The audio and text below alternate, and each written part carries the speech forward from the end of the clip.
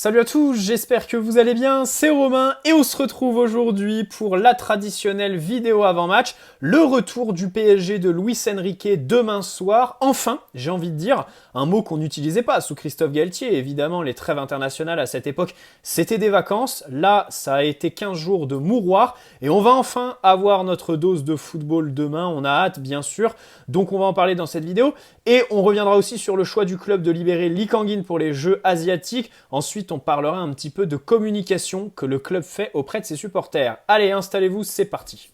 Avant que la vidéo commence, petit placement de produit pour le site ZoFoot qui vous propose des répliques non officielles mais d'excellente qualité de tous vos maillots préférés, beaucoup d'équipes représentées, sélection nationale aussi, avec des badges, écussons et flocages d'excellente qualité comme les coutures. Vous pouvez personnaliser tout ça au moment de votre commande avec 10% de réduction. N'hésitez pas à utiliser le code qui est dans la description, tout comme le lien vers la boutique et les détails de la promotion en cours. Vous avez un ou plusieurs maillots offerts en fonction du montant de votre panier. Le maillot est à indiquer au moment du paiement dans la page de commentaires. Et pour la livraison, sachez qu'il vous faudra entre 15 jours et 3 semaines grand maximum pour recevoir votre commande. Voilà, merci à eux, c'est eux qui régalent. Alors, PSG Nice demain soir au Parc des Princes, les Niçois qui sont 8e au classement. En même temps, le calendrier n'a pas été clément avec eux en ce début de saison. Ils se sont tapés Lille, Lorient, Lyon et puis Strasbourg pour un total d'une victoire et 3 nuls. Demain, ils enchaînent avec nous. Vendredi prochain, ils se tapent l'AS Monaco qui sont actuellement leaders, 2 points de plus que nous, 10 quand on en a 8. Et de notre côté, bien sûr, on retrouve nos internationaux fatigués pour ceux qui ont traversé l'Atlantique, de retour d'une gêne au genou concernant Mbappé, et surtout pour l'équipe, on prépare le match de mardi soir contre le Borussia Dortmund, l'ouverture de ces phases de poule alléchantes en Ligue des Champions, et pour revenir sur le calendrier, pour le coup, l'UEFA ont vraiment été gentils avec nous, parce que se taper Dortmund dès la première journée chez nous, c'est clairement une bonne nouvelle. Des 3 équipes qu'on a dans notre poule, c'est la plus abordable, d'autant plus au vu de leur dynamique actuelle qui n'est pas fameuse, les recevoir chez toi pour ton premier match, alors que c'est un match juste de retour de trêve internationale, franchement, c'est tout bénef. Et puis, de l'autre côté, si on le prend dans l'autre sens, ben, c'est pas forcément tout bénef, parce que tu dois absolument prendre les 3 points. Mardi soir, c'est très clair, il faut capitaliser sur ce calendrier plutôt gentil avec toi. Bref, dans tous les cas, le parc, demain soir, devrait être rempli, parce que c'est pas encore officiel, mais il se pourrait que les adieux de Marco Verratti se fassent. Donc bon nombre de gens ont pris leur place pour y assister, parce que bien sûr c'est une légende du club, ça, il n'y a pas de débat là-dessus. J'en ai pas parlé dans mes nombreuses vidéos sur lui, parce que pour moi, ça va de soi. Bref, le PSG a beaucoup communiqué sur les places, la billetterie, sur les réseaux sociaux, sur Twitter et tout ça, et du coup, voilà, les gens s'y sont intéressés, se sont rendus compte que les places sont moins chères, ce qui est un fait. Là, je crois que pour une 50aine d'euros, tu peux être au parc, ce qui commence à redevenir raisonnable, même si ça reste pas, voilà, c'est pas non plus le marché aux puces, hein, c'est doucement, on y va doucement en matière de baisse des prix, et puis surtout pour les grosses occasions, Dortmund semaine prochaine, et même j'aimerais me faire le match aller contre, parce que le retour à San Siro de Milan, là, je vais le faire, j'ai mes billets de train, il faut juste qu'on chope nos billets au stade, mais ça devrait le faire. Par contre, l'aller au parc, pareil, j'aimerais me le faire, le problème c'est que, les places c'est 250-300 euros minimum, voilà. Donc bien sûr que sur les grosses échéances, ça n'a pas forcément baissé. Tout ça pour dire que tu peux dégager Messi, Neymar, ne plus avoir leur secte, les Argentins qui vendent leur bagnole pour venir. Le problème, c'est que tu auras toujours la capacité du Parc des Princes en boulet au pied. Parce que 48 000 places, bien sûr que c'est pas assez pour un club comme le PSG. Il en faudrait 60 000. Tu vois, là, on se rend compte que le PSG peine à écouler les places pour le match contre Nice. Tu te dis, ah, ça galère un peu plus sans Messi, Neymar. Ce qui est un fait, et c'est pour ça que, si vous reprenez mes vidéos au moment où il y avait l'actu changement de stade, qu'on a déposé un dossier pour le Stade de France, j'avais des doutes quand même sur la capacité du club dans les années à venir, avec les départs et le changement de cap, à remplir tout simplement les 80 000 places, voire plus, du Stade de France tous les week-ends en fait. Pour ça que je me positionne pour un stade à 60 000. 80 000, ça me paraît peut-être un petit peu trop grand, à moins que tu fasses des travaux et que du coup tu développes... bon, après, ça voilà, les supporters seront contre, mais que tu développes le système de loge et tout ça, parce que c'est ça qui rapporte le plus d'argent au club, bien évidemment. Et on va pas se mentir, il y a aussi une vraie demande là-dessus, des entreprises, voilà, d'acheter une loge et tout ça. Enfin, je sais pas trop comment ça fonctionne, mais on sait très bien que dans un stade, c'est ce qui rapporte le plus au club. Bon bref, le monde du business et tout ça. Bon, dans tous les cas, on espère un hommage pour Verratti comme il se doit demain. Match avec un milieu très affaibli. Match avec un milieu très affaibli parce que Fabian Ruiz s'est blessé. C'est dommage, hein, il a eu une belle prestation la semaine dernière avec l'Espagne. Voilà, il a été adoubé dans la presse espagnole. On sait très bien que c'est un joueur qui choisit ses matchs et quand il décide de jouer, c'est un bon joueur soyeux. Maintenant, c'est sûr qu'au PSG, bah voilà, enfin, c'est très compliqué. Même si, comme je le disais, j'ai quand même un poil d'espoir. Ces 2 entrées contre Lens et Lyon étaient plutôt bonnes. Contre Toulouse, bon, son match est cataclysmique, voilà, pas de problème. Et pourtant, il le démarre bien. Ces 15-20 premières minutes, c'est le seul milieu du PSG qui fait progresser le ballon. Mais après, il sombre complètement. Bon, c'est dommage, voilà, ce joueur. Le problème, c'est qu'en fait, moi, ce qui me gêne avec Fabian Ruiz, c'est que ce soit un joueur qui choisit ses matchs, qui joue dans un espèce de faux rythme, qui peut avoir des fulgurances, mais qui dure pas plus d'un quart d'heure dans un match, en fait, on le savait dès son recrutement. Voilà, rien de surprenant. Et c'est ça qui m'embête, c'est que le club est foncé sur ce genre de joueur à l'été 2022. Bon bref, Ugarte pareil. Ugarte, il revient de 2 matchs avec l'Uruguay, donc il a fait les 180 minutes, il n'est pas sorti. Il a perdu contre l'Équateur, c'était dans la nuit de mardi, je crois. Il a perdu 2-1. Donc tu peux facilement imaginer le genre de match où il a dû cavaler jusqu'à la fin du match parce qu'il courait après le score et donc il s'est bien fatigué, en plus du décalage horaire. Je suis pas sûr que le titulariser demain soit vraiment une bonne idée, surtout que tu reprends son match contre Lyon, tu te rends compte qu'en seconde mi-temps, il baisse vraiment de régime. Alors, ça peut être la fatigue d'un début de saison quand même très effréné, et il y a de la fatigue bien évidemment dans sa deuxième mi-temps à Lyon, comme aussi tu peux contredire en disant le problème, c'est que quand tu mènes 4-0 à la mi-temps, c'est difficile de revenir sur le terrain avec ta tête, quoi. Voilà, tu y es physiquement, mais est-ce que tu y es mentalement? Et surtout sur un match où, juste derrière, tu t'envoles pour ta sélection. Donc, là-dessus, c'est vrai que ça va mettre dans la balance, ça aussi. Mais dans tous les cas, voilà, il a Marcelo Bielsa en sélection qui ne ménage pas ses joueurs. Si on pouvait ne pas le titulariser, ce serait pas mal et je vous donnerai ma solution pour le remplacer. Pareil, Warren Zaïre-Emery, capitaine avec les espoirs, ça fait très plaisir de le voir. Ils ont joué le Danemark et la Slovénie, si je dis pas de bêtises. D'ailleurs, Bradley Barcola a marqué. Et Warren Zaïre-Emery a joué quasiment les 2 matchs. Il est sorti face à la Slovénie, si je dis pas de bêtises. Pareil, Warren, s'il est titulaire demain, ben, ça m'embêterait un petit peu, tu vois, parce que le mec, il passe son bac. Et il part sur une saison à 50 matchs et les trêves internationales, il est carrément capitaine de son équipe. Voilà, tout ce que j'énonce là, le lendemain du départ de Verratti, c'est... Bon bref, je peux pas m'exprimer, mais en fait, les gens disent, j'ai lu un peu les commentaires, les gens disent que j'aime Verratti, mais en fait, c'est même pas mon amour pour Verratti qui parle, c'est ma déception du club de le faire partir sans le remplacer après la date butoir du Mercato, faire cette phase de poule de Ligue des Champions, mais même le tirage que Nasser et Campos ont assisté en direct à Monaco fin août, même ce tirage de la mort n'a rien changé. On n'a même pas bougé d'un poil pour recruter un milieu ou pour essayer de remettre Verratti dans le droit chemin, je sais pas quoi. Non, c'est ça en fait qui me lamente dans ce club parce qu'on la connaît les gars la suite. On sait ce qui va se passer. Il y en a un qui va se péter et on va devoir faire des matchs avec Carlos Soler titulaire et tout ça. Voilà, c'est tout. Grosso modo, on jouera à 10 contre 11, tout simplement. Voilà, c'est tout ce qui va arriver. Lee Kang-in. Alors, Lee Kang-in, ça c'est un sujet que je voulais aborder. Parce qu'il a fait son retour avec le groupe cet après-midi, c'est plutôt pas mal après sa blessure. Mais l'imaginer au milieu de terrain demain, oui, c'est tout à fait possible. Maintenant, rappel, sur ces 2 premiers matchs, Luis Enrique l'utilisait plus sur le côté gauche, dans une position excentrée. Pas de milieu relayeur créatif, même si dans les médias, en fin de mercato, on a entendu que c'était le poste qu'on attendait de lui. Alors, les jeux asiatiques. Les jeux asiatiques, ils ne sont pas organisés par la FIFA, c'est hors cadre de la FIFA. Du coup, le club n'est pas obligé de lâcher ses joueurs pour qu'ils y participent. Il y a eu une négociation avec l'entourage de Lee Kang-in et la sélection sud-coréenne, d'ailleurs, qui commençait à s'impatienter. Je crois qu'il y a le sélectionneur ou quelqu'un de la sélection qui a pris la parole là ces dernières heures en disant ouais, le PSG ils donnent toujours pas leur réponse, ils nous avaient dit 13 septembre maximum. Bingo!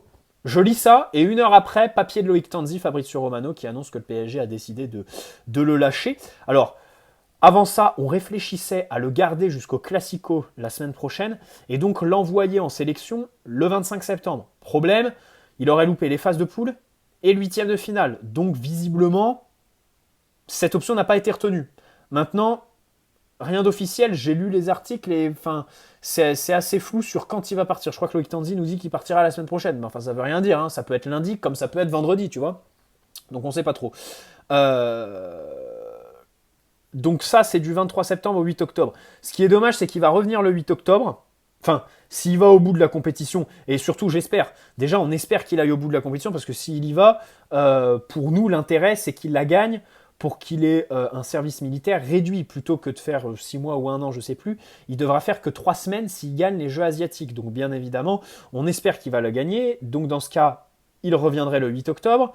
8 octobre, date de Rennes PSG, mais surtout date du début de la prochaine trêve internationale. Donc en gros, on verra pas Lee Kang-in avant le 22 octobre et un PSG Strasbourg au Parc des Princes juste avant le match aller contre Milan en Ligue des Champions. Voilà, bon, ça c'est un peu idiot. Donc on espère vraiment... enfin, c'est idiot parce qu'il s'est blessé avant pendant 1 mois, quoi. D'ailleurs, reposer un joueur, le retaper, le soigner d'une blessure pour que ce soit la sélection qui en profite juste derrière... Là, je pense qu'on est typiquement sur le remplaçant de Neymar. Voilà, on l'a fait pendant 6 ans avec le Brésilien. Là, on a juste changé de zone du monde. On est en Asie, mais on fait toujours pareil. Bref. Donc, on espère qu'il va la gagner pour le service militaire et surtout pour... Parce que s'il la gagne, derrière, en janvier, quand il y aura la Coupe d'Asie, bon, là, tu pourras quand même le retenir. Parce qu'on rappelle qu'en janvier, ça commence le 14 jusqu'au 10 février si tu vas en finale. Coupe d'Asie, voilà, donc les... Qatar, Inde, Jordanie qui est dans le groupe de la Corée du Sud, je crois.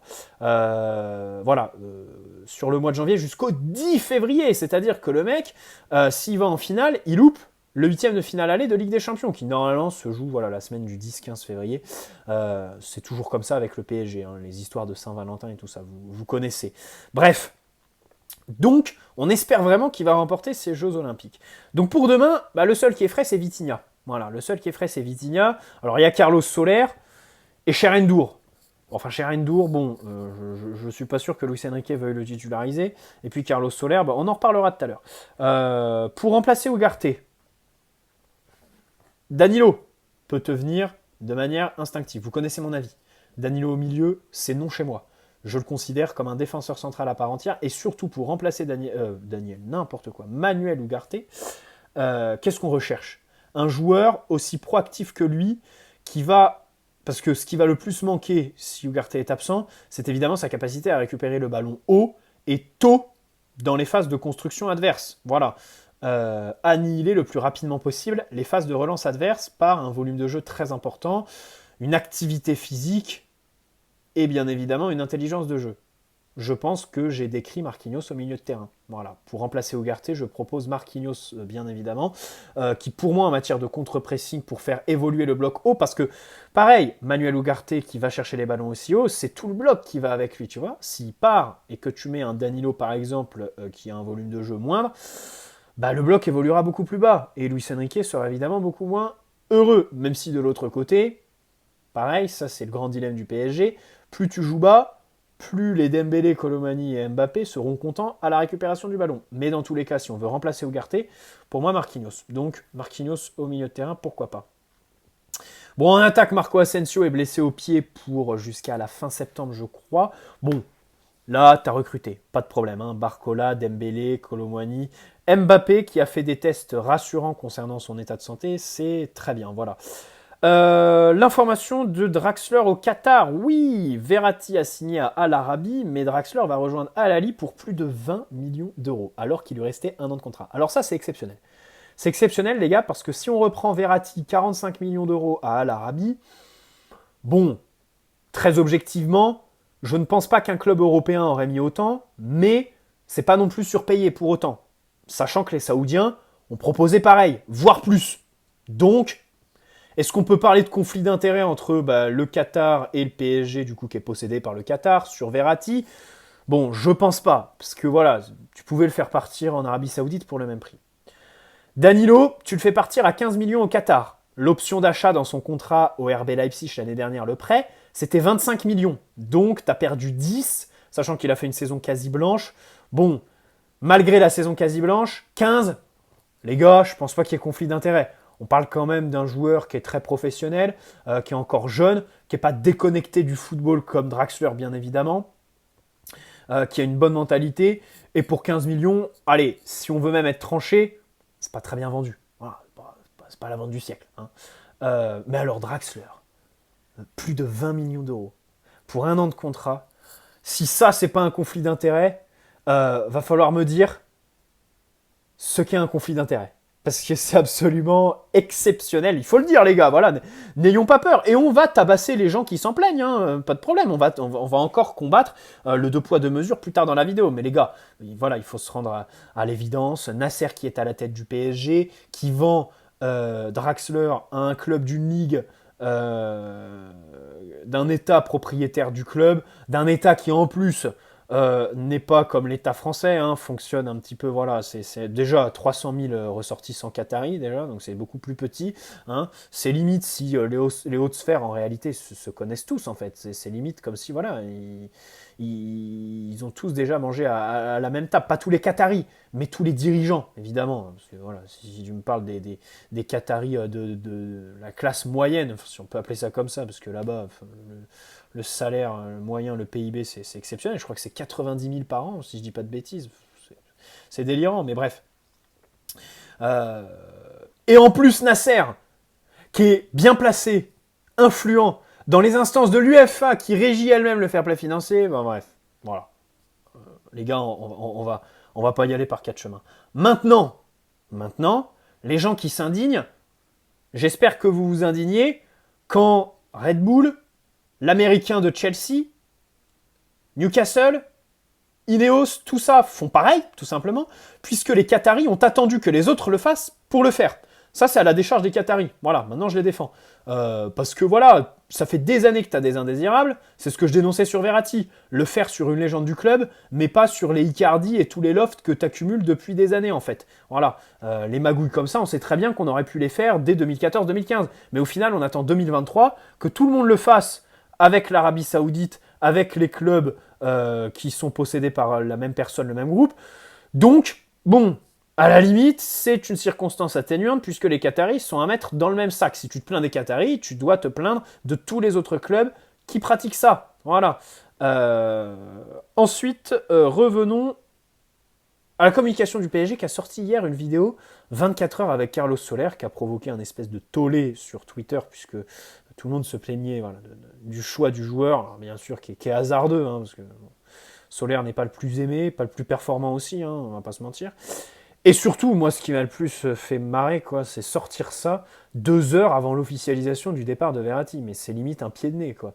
Bref, bon, si on parle objectivement, ce genre de vidéo, j'aime bien. À la limite, les joueurs, là, quand on monte les cours de français après les cours, après les entraînements, ça, tu vois, j'en ai rien à péter.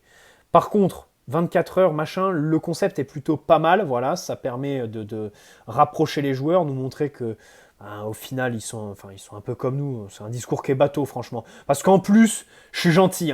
Je valide le concept, je l'aime.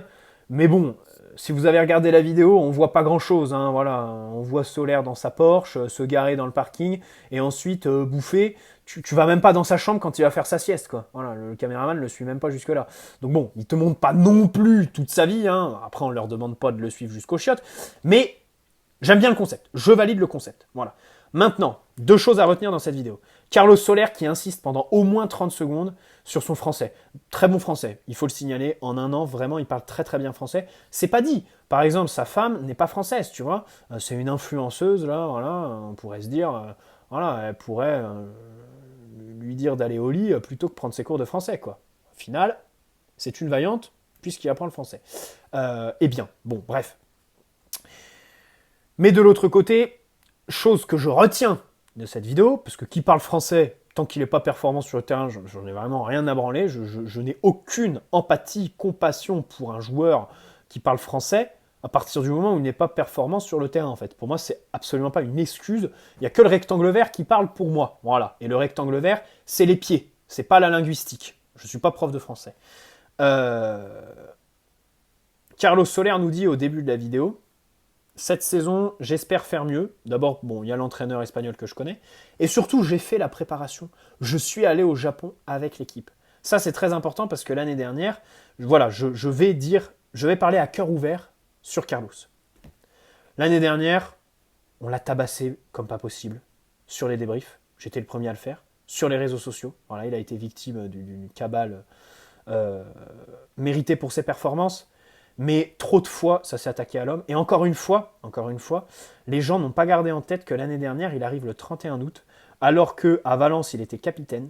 Il voulait prolonger pour un contrat de 7, voire 10 ans, je crois. Donc on était vraiment sur le club d'une vie, d'une carrière tout simplement. Le joueur vraiment d'un club qui se retrouve au PSG de la MNM, où il n'a aucun temps de jeu, où il ne fait pas la préparation, où il joue à chaque fois 2-3 minutes, et où il est baladé pas au même poste à chaque match. Donc voilà. Ce que je veux dire par là, c'est le deux poids deux mesures. Les gens se sont acharnés sur Carlos Soler, mais par contre, quand on essayait d'être objectif dans les vidéos et qu'on tabassait Vitinha tout autant, Vitinha qui arrive le 30 juin, qui fait toute la préparation l'année dernière et qui n'en fait pas moins une saison médiocre, les gens le défendaient beaucoup plus que ce bon vieux Carlos.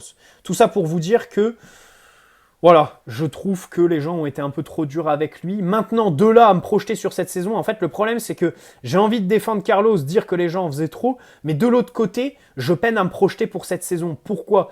Parce que Soler, alors certains me diront, ouais, on peut le faire jouer au milieu. Moi, je pense pas. Je pense qu'en fait, la qualité qu'il faut absolument utiliser, sur laquelle il faut capitaliser le plus possible, c'est son appréhension du dernier tiers. Parce que ça, c'est vraiment une vraie qualité, sa faculté à bien se déplacer, à se démarquer dans la surface de réparation, aux abords, et surtout finir. Ses capacités de finition, première intention par exemple, il est bon. Il a marqué des buts, et donc c'est pour ça que pour moi, il doit jouer dans un poste avancé, parce que voilà, au milieu de terrain, dans la densité, on l'a encore vu cette saison sur le peu de minutes qu'il a joué. Le problème, c'est que le mec, après un an en Ligue 1, il continue à valser à chaque duel. Il ne sait pas aborder un duel physique avec un adversaire. Donc ça, pour moi, c'est le plus problématique d'un point de vue tactique. Maintenant, le problème, c'est qu'on a recruté comme pas possible devant. Donc, Marco Asensio, qui est meilleur que Carlos Soler, à n'en pas douter, Barcola et tout ça, le problème, c'est qu'il n'aura pas le temps de jeu, tu vois. Si on n'avait pas autant recruté, peut-être que je t'aurais dit, ah, cette saison, pourquoi pas voir Soler, allez, je t'aurais dit, pourquoi pas voir Soler marquer 8 buts, tu vois, marquer 8 buts, voire 10. Allez, si j'étais bien bouillant, je t'aurais dit 10. Mais le problème, c'est que là, voilà, c'est complètement impossible au vu de la profondeur de banc que tu t'es payé cet été. Donc voilà, mon bon vieux Carlos, que je voulais un peu, enfin, pas défendre en fait, mais juste le deux poids deux mesures quoi, des supporters, parce que vraiment il n'y avait aucune limite avec Carlos Soler. Mais alors quand tu touchais à Vitinha à chaque fois, et je parle parce que dans mes débriefs j'ai tabassé les deux en fait. J'ai tabassé les deux, mais il y en avait un qui était beaucoup plus défendu que l'autre. Bref, bonne soirée à tous, n'hésitez pas à poser un like si cette vidéo vous a plu, vous abonner si ce n'est pas déjà fait. Et puis on se retrouve demain pour le débrief, puisque le match est vendredi soir, le week-end va être long derrière, hein, va falloir s'occuper, puisque le PSG joue demain soir. C'est pas plus mal, puisqu'on aura 3 jours et demi pour du coup préparer, se reposer pour Dortmund. Ciao les amis, prenez soin de vous.